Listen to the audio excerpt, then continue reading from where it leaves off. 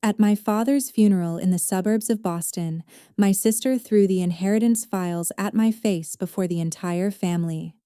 I am Irene, a 28-year-old financial risk analyst who has always been treated like a ghost in this wealthy, prestigious household. As I stood by the open grave, the cold wind bit at my skin while the guests whispered about my supposed incompetence. My sister Cassandra stepped forward in her designer black dress and mocked me openly while thang the heavy folder against my chest. She claimed that I was nothing more than a useless parasite who deserved no part of our father's vast estate or the family home.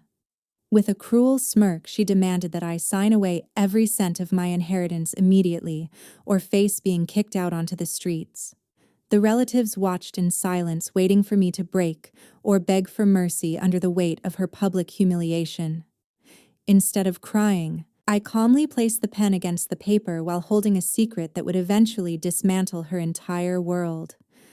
I looked her directly in the eyes because I knew that this document was not my downfall, but rather the first step of my carefully prepared plan. Subscribe to the channel and hit the notification bell now to follow my journey as I reclaim justice and expose Cassandra's true face. Everything truly began 2 years ago when I was still an anonymous risk analyst working from a cramped office in downtown Boston. I preferred the silence of data over the loud politics of my family's social circles, where my sister always took center stage. One rainy Tuesday at nearly midnight, my phone vibrated against the wooden desk with a call from my lawyer, Warren. He sounded unusually tense as he explained that the prestigious Whitmore Group owned by Byron was facing an immediate and illegal asset freeze. Warren knew my capabilities better than anyone else because he had seen me dismantle complex financial fraud cases that even federal investigators struggled to understand. He told me that Byron was being targeted by an offshore entity using sophisticated but fraudulent legal maneuvers to paralyze his entire operation. I did not hesitate for a second because the challenge of solving such a high-stakes puzzle was exactly why I studied financial engineering. I spent 6 consecutive hours hunched over dual monitors while decoding the intricate cash flow structures hidden behind layers of shell companies. The deeper I dug into the transaction history, the more I realized that the third party attacking Byron was exploiting a tiny loophole in international maritime law. My eyes burned from the blue light of the screens, but I finally isolated the specific malware signatures and forged documents used to trigger the freeze. By dawn, I had compiled a comprehensive multi-million-dollar rescue report that provided the exact legal and financial evidence needed to reverse the sanctions. I sent the encrypted file to Warren with one non-negotiable condition: my identity must remain absolutely confidential. A few hours later, Warren called me back to report that Byron was stunned by the precision of the analysis that saved his empire from total collapse. He told me that Byron insisted on speaking to the person who had pulled his reputation back from the edge of the abyss. When the line connected, Byron's voice was deep and filled with genuine gratitude as he spoke into the receiver. He told me that he had never encountered such a brilliant mind in all his years of navigating the cutthroat business world of the East Coast. Byron declared that he would never forget the voice of the woman who had saved his career and honor during his darkest hour. I listened in silence while feeling a strange sense of satisfaction because for once my skills were being recognized by someone who truly understood their worth. However, the peace of my victory was short-lived when I discovered that Cassandra had been surreptitiously snooping through my work emails on our shared home network. She had always been jealous of my focus and frequently mocked my career as boring paperwork until she realized the massive potential of my connection to Byron. I saw her notes scattered on the kitchen counter, which indicated that she was already planning to approach him by claiming my work as her own. She began dressing in expensive power suits and attending the same charity galas where Byron was known to make appearances. It was disgusting to watch her manipulate the situation while she pretended to be the financial expert who had solved the Whitmore crisis. I knew that directly confronting her or my parents would only lead to me being gaslighted, as they always favored her over my supposed coldness. Instead of engaging in a pointless domestic argument, I quietly began securing all my consultation history and the original source code used to resolve the case. I moved every piece of evidence onto a private encrypted hard drive that I kept hidden in a locked safe away from the house. This was my insurance policy against the inevitable betrayal I knew was coming from my own family members. While Cassandra was busy practicing her lies in front of the mirror, I was building a fortress of truth that would one day protect my future from her greed. 2 weeks after the successful recovery of Byron's assets, I returned home only to witness a perfectly orchestrated performance staged by Cassandra and my mother. The living room was filled with the scent of expensive lilies while Cassandra held court among several family friends and distant relatives. She was radiating an insufferable level of self-importance as she boasted about her supposed strategic advice that helped Byron navigate his emergency audit. It was sickening to hear her describe the intricate financial maneuvers I had performed as if she were the one who spent 6 hours staring at the raw data. Everyone in the room was nodding in admiration, while Mom looked at Cassandra with a level of pride that she had never once shown toward my actual achievements. When the guests finally departed, the atmosphere shifted instantly from celebratory to cold and demanding as Mom turned her gaze toward me. She looked at me with a familiar expression of disdain before stating that Cassandra needed more financial support to maintain her diplomatic image around Byron. Mom demanded that I hand over my entire personal savings account to cover the astronomical costs of the networking parties Cassandra was hosting. My mother shouted at me with visible frustration when I hesitated to comply with such an outrageous and unfair request. Mom yelled that I only knew how to hug a pile of useless numbers while Cassandra was out doing big things for the future of our family name. She insisted that my only purpose was to provide the resources for my sister's social climbing without asking any questions or seeking any recognition. Cassandra stepped closer with a mocking smirk on her face because she knew she had Mom's unconditional support in this robbery. She chuckled softly while telling me that Byron only trusts influential people with social status like herself rather than a ghost in the shadows. Cassandra sneered that I would always be the one working in the dark while she enjoyed the sunlight and the praise of the elite. I stood there silently while realizing that my own mother viewed my hard work as nothing more than a bank account for her favorite daughter's vanity. They had no idea that I was already aware of the massive debts Cassandra had accumulated from her reckless and extravagant lifestyle over the past year.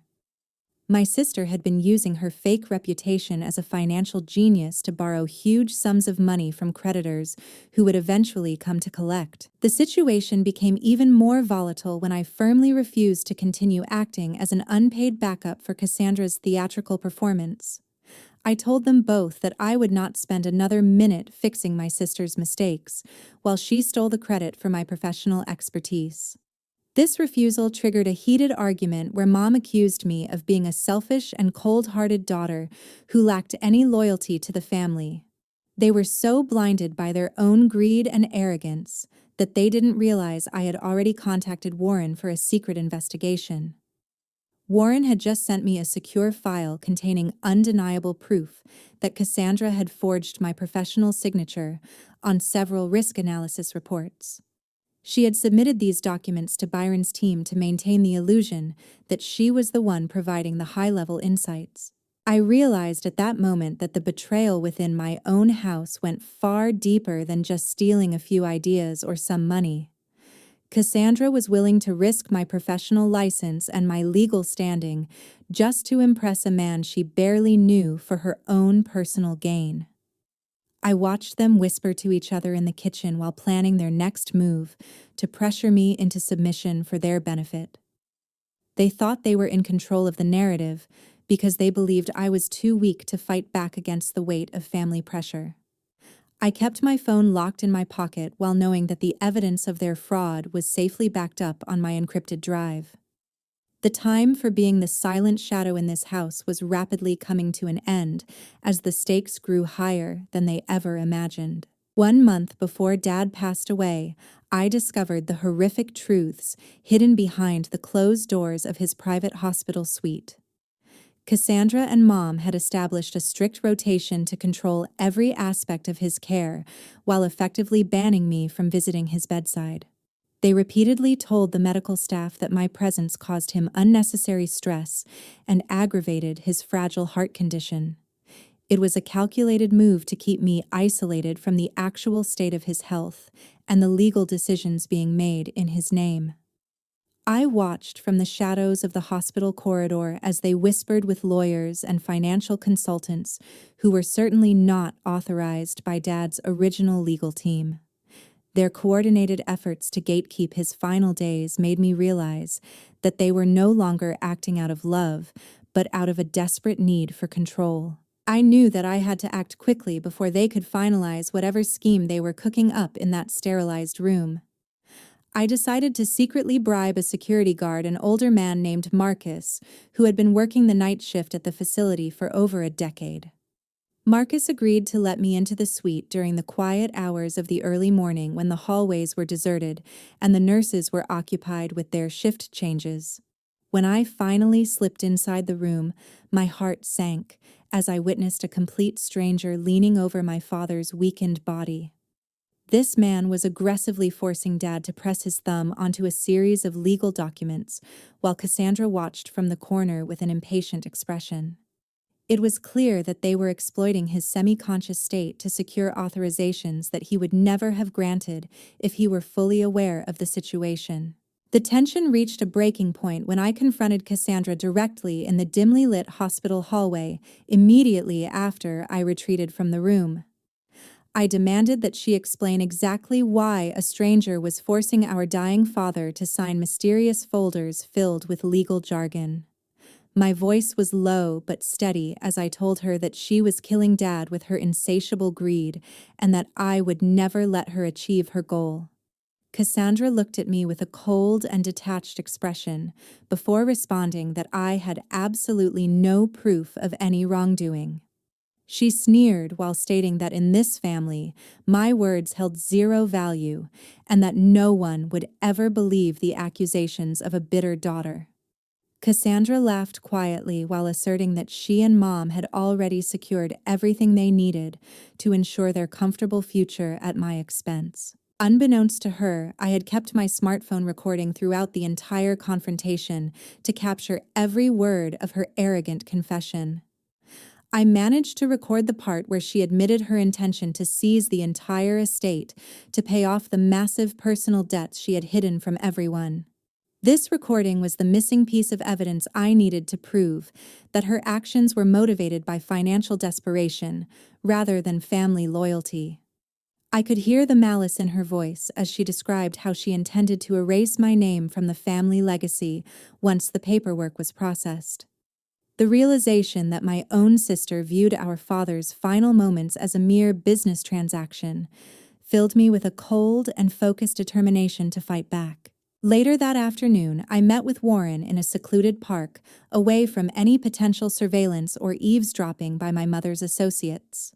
Warren carefully reviewed the digital files I had managed to gather and confirmed my worst fears regarding the inheritance. He informed me that Dad's official and original will had already been surreptitiously replaced with a new version that favored Cassandra and Mom almost exclusively.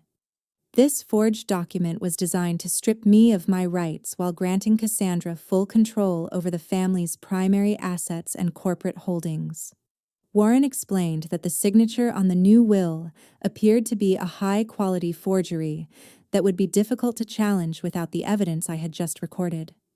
We both knew that the upcoming funeral would be the only opportunity to expose this grand deception before the probate court finalized the distribution. I left the meeting with a heavy heart, but a clear plan to protect my father's true wishes from the vultures in my own family. On the night before the official funeral took place, Warren and I sat in his dimly lit office to complete the final pieces of the truth. We had worked tirelessly for hours to bypass the sophisticated encryption on Cassandra's personal accounts and digital storage. My heart raced as the screen finally flickered with a massive list of illegal wire transfers sent to various offshore bank accounts. It became clear that she had been systematically draining the family assets for months to cover her massive gambling debts and luxury expenses. Warren pointed out several suspicious transactions that originated directly from Dad's private accounts, while he was still hospitalized and unable to speak. The sheer scale of her deception was overwhelming as we realized she had left almost nothing for the actual maintenance of the estate. As I scrolled deeper into the hidden folders, I found the evidence that hurt me more than any corporate theft or forged signature. Cassandra had completely emptied the trust fund that Dad had specifically set aside for my graduate education and professional career development. This money was meant to be my safety net, yet she had liquidated every cent to pay off her aggressive creditors in the Caribbean. My hands trembled while I realized that she had planned to leave me with absolutely no resources to survive after Dad's death. Every dollar my father had worked for to ensure my future was gone because of her reckless and selfish lifestyle choices. We carefully downloaded every bank statement and email confirmation to ensure that our evidence was indisputable and ready for public presentation. The silence of the office was suddenly shattered at midnight by a harsh phone call from Mom that lasted nearly 10 minutes. She began screaming immediately, calling me an ungrateful and cold-hearted daughter for daring to question Cassandra's management of the family affairs. My mother demanded that I stay away from the family section during the funeral ceremony to avoid embarrassing them in front of our distinguished guests. She stated that my presence was an insult to Dad's memory and that I should be ashamed of my suspicious and bitter behavior. Mom warned me that if I tried to cause a scene at the cemetery, she would make sure I was formally disowned and legally barred from ever entering the family home again. I listened to her insults without saying a word, while holding the digital proof that her favorite daughter was currently robbing her blind. Despite the emotional exhaustion from Mom's verbal attack, I refocused my attention on finalizing the digital file for the ceremony. I prepared a specialized data packet capable of automatically broadcasting onto the large monitors installed at the cemetery through Warren's secure network. This file was designed to override the planned memorial slideshow and display the truth of the financial crimes instead. Warren looked at me with a worried expression while he checked the signal strength of our remote connection to the cemetery's media system. He asked me with a hesitant voice if I was truly certain about doing this during the funeral because it would create a massive explosion in our social circles. I looked him directly in the eyes and replied with total conviction that this was the only way for Dad to truly rest in peace. I told him that the truth had to be returned to its rightful place because I no longer had any reason to retreat or stay silent. Just as we were about to finish the upload, we discovered one final piece of information that changed everything about our strategy for the next day. We found a draft of a secret venture capital agreement that Cassandra had convinced Byron to sign under false pretenses. This contract would have forced Byron to invest his entire corporate liquid assets into a fraudulent scheme controlled by Cassandra's associates. If he had proceeded with the signature, he would have lost his entire fortune and faced criminal charges for securities fraud. It was a calculated trap designed to destroy Byron's legacy while Cassandra escaped with the remaining cash to a non-extradition country.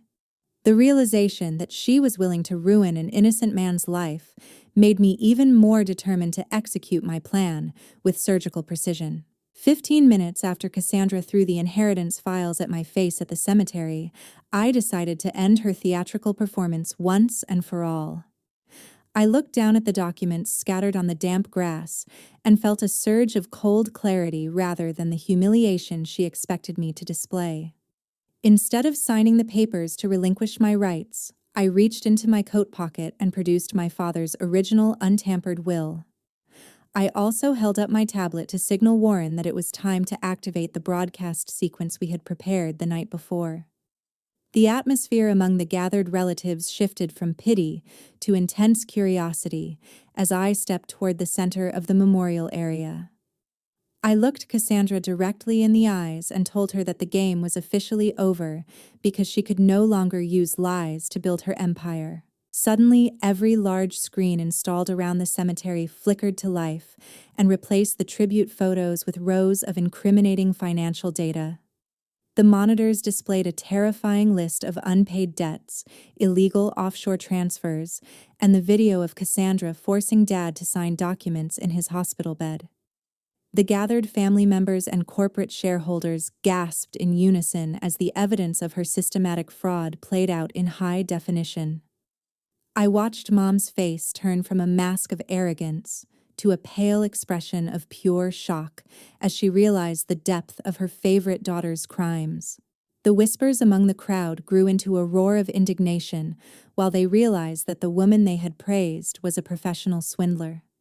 Cassandra stood frozen as her carefully constructed reputation crumbled into dust before the very people she had spent years trying to impress. Byron stepped forward from the guest seating area with an expression that combined utter disbelief and sudden profound recognition.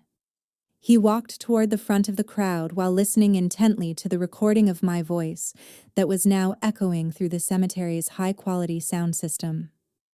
Byron stopped just a few feet away from me and stared into my eyes with an intensity that seemed to block out the rest of the world. He looked directly at me and asked if this voice and this incredible level of composure belonged to the woman who saved his corporation that night. I nodded slowly as I maintained my eye contact because the secret I had guarded for 2 years was finally being brought into the light. Byron seemed stunned by the realization that the anonymous genius he had been searching for was the very woman his own family had treated like a ghost. The situation turned violent when Cassandra realized that her future was disappearing, and she let out a scream of primal rage that echoed off the gravestones. She lost all sense of decorum and lunged toward me with her hands clawed clearly, intending to physically attack me in front of everyone. Byron reacted instantly by stepping into her path and firmly catching her wrists before she could reach me or do any damage. He placed himself as a protective barrier between us and warned her that she would not lay a single finger on the woman who had actually saved his legacy. Cassandra struggled against his grip while shouting insults at me, but her words were now hollow and carried no weight among the disgusted witnesses. Mom tried to intervene, but the relatives pulled her back while they demanded an immediate explanation for the forged documents and the stolen trust funds. I stood my ground with a calm strength that I had been building since the day Cassandra first began snooping through my private work emails. I looked at the chaotic scene and felt a sense of peace because the truth was finally free and Dad's real wishes were no longer hidden.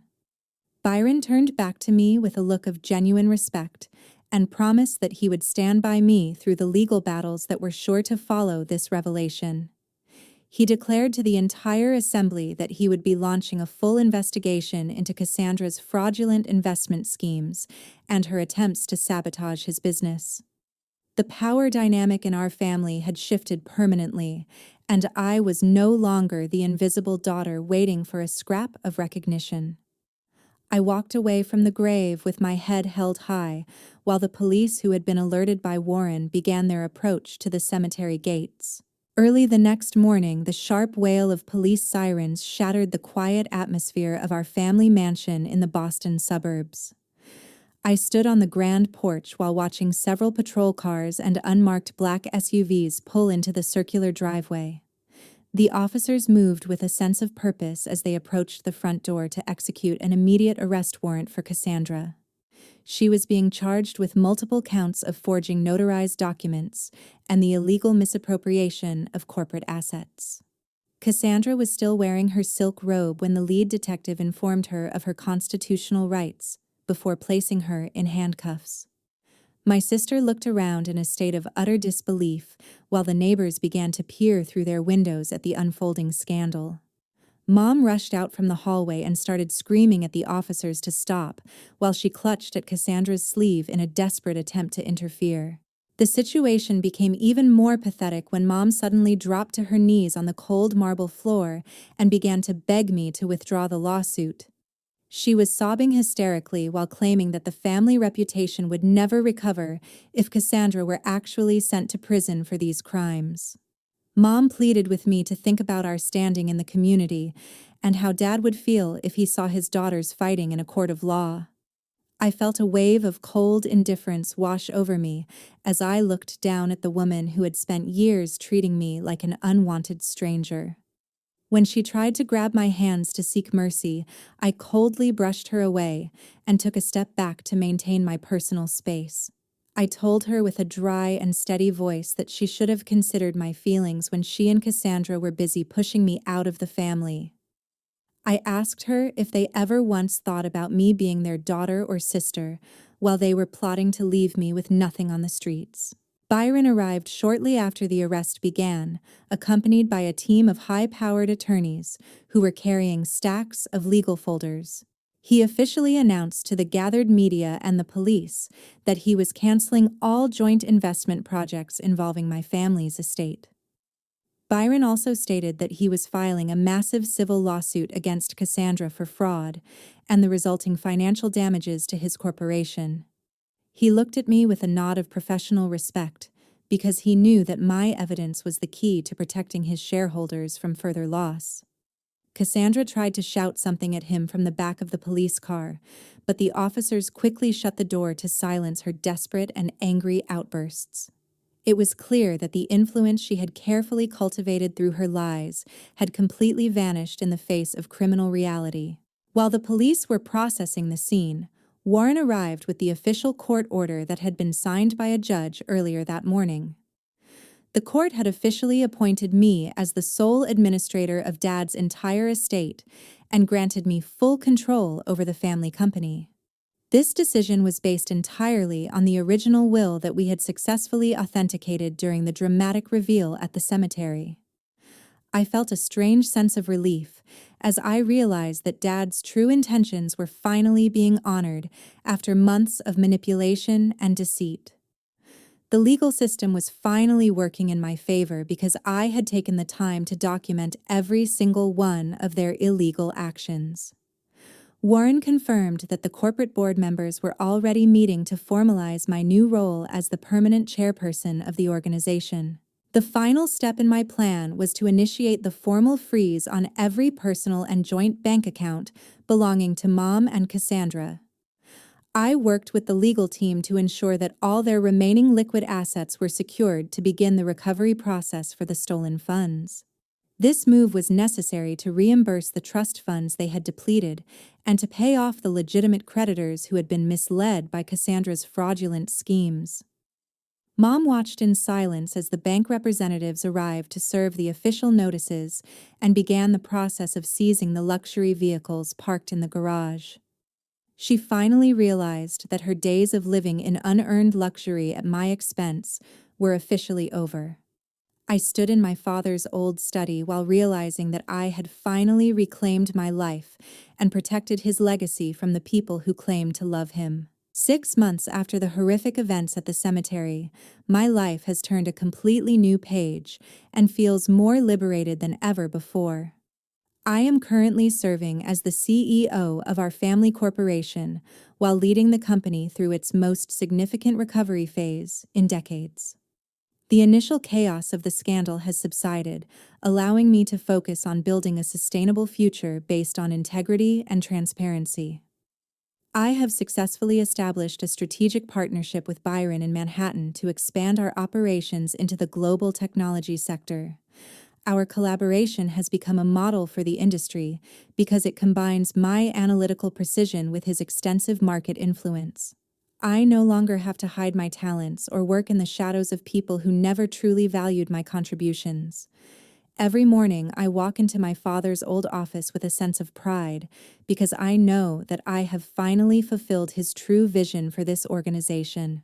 While my career has reached new heights, Cassandra is currently serving her prison sentence and performing mandatory community service as part of her legal restitution. She has lost every bit of her former reputation and lives in total isolation from the high society that once praised her fake accomplishments. The elite circles of Boston have completely turned their backs on her after the full extent of her fraud was published in the national newspapers. Cassandra has become a cautionary tale for anyone who thinks they can build a lasting empire on a foundation of lies and manipulation. I have heard reports that she spends her days in the prison laundry while facing the harsh reality of a life without unearned luxury.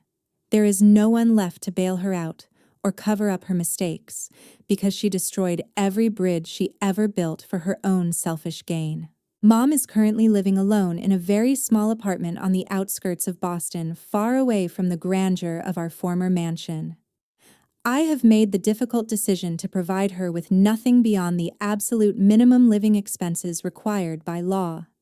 She often tries to call my office to ask for more money or to complain about her reduced circumstances, but I have instructed my staff to keep our interactions strictly professional. Our relationship has been permanently severed by the years of neglect and the active role she played in Cassandra's betrayal of my trust.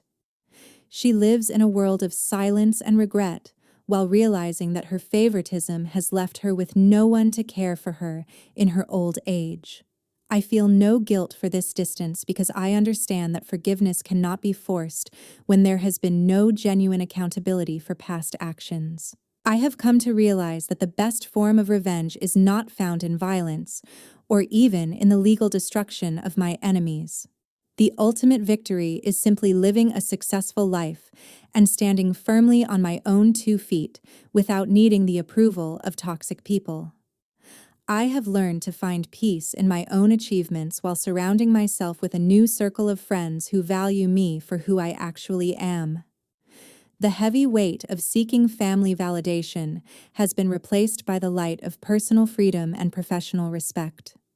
I am finally living the life that I deserve while honoring the memory of my father through my daily actions and decisions. One of the most profound lessons I have taken from this journey is that we should never mistake patience for weakness. Many people believe that staying silent in the face of injustice is a sign of submission, but it is often a strategic preparation for the right moment to act. When you are dealing with toxic individuals who hide behind the mask of family, you must realize that emotional appeals will rarely work in your favor. Evidence and the law are the only effective weapons you have to protect yourself from those who are willing to exploit your loyalty. You must have the courage to document every transgression and build your defense, while the other side is blinded by their own arrogance. True strength is found in the ability to walk away from a destructive environment and rebuild your world from the ground up. Protect your peace and your future, because no one else will do it for you when the stakes are high. Thank you very much for listening to the final chapter of my story and for following me through this difficult journey of betrayal and reclamation. I would love to hear your honest opinions about whether or not I should ever consider forgiving my family in this extreme case. Please share your thoughts in the comments section below, and let me know if you have ever faced a similar situation in your own life. Before we end today's story, don't go just yet, because Irene's journey truly leaves us with profound reflections on the value of family and integrity. My perspective on this story is this: never mistake forgiveness for compromising with evil, even when it comes to your own flesh and blood.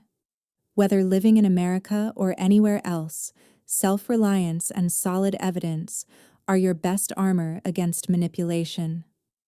Irene chose to cut ties completely to save herself a painful but necessary decision to build a healthier future. So if you were in that position, humiliated at a funeral, would you have the backbone to execute a decisive counterplan like Irene did? Or would you choose to stay silent and accept your fate? If you have a different perspective or another way to handle it, please leave a comment below. Thank you for listening until the very end. I truly appreciate your support, and don't forget to share your thoughts so we can discuss them together.